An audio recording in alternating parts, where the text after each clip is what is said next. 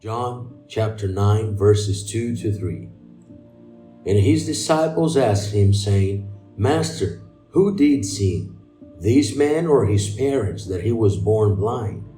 Jesus answered, Neither had this man sinned nor his parents, but that the works of God should be made manifest in him. In this scripture, the disciples, along with Jesus, crossed roads with this blind young man, and now they question the Master as to what sin or who had brought such misfortune upon that young man's life. In order to understand these scriptures, it is necessary that we first make an analysis on who asked the question.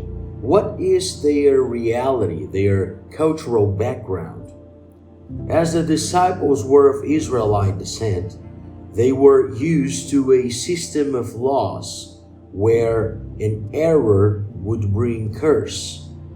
To the kings of Israel themselves, those who acted with order and holiness were blessed. Those who sinned, however, were condemned.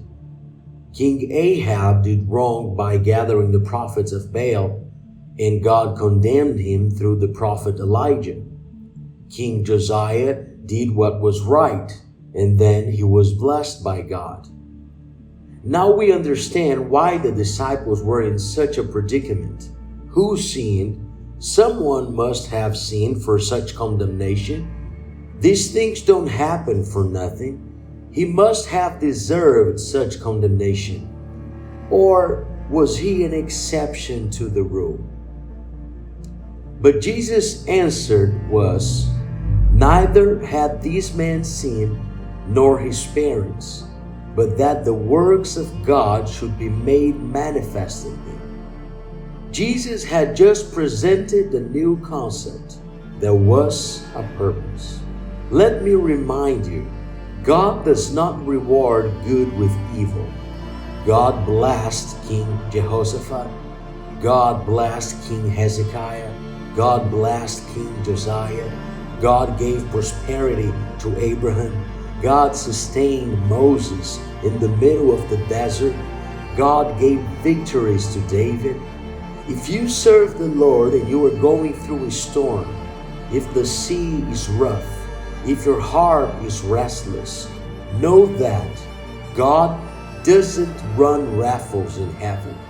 There is no wheel of luck to know whether or not you will be blessed, whether or not your children will be saved, whether or not your home and family will be protected by the hand of the Lord.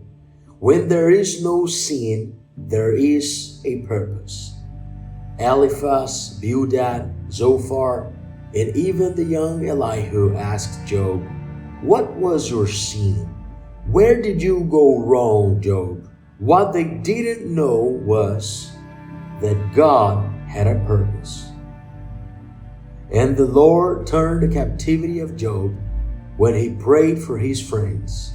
Also, the Lord gave Job twice as much as he had had before. God will not fail. He has a purpose.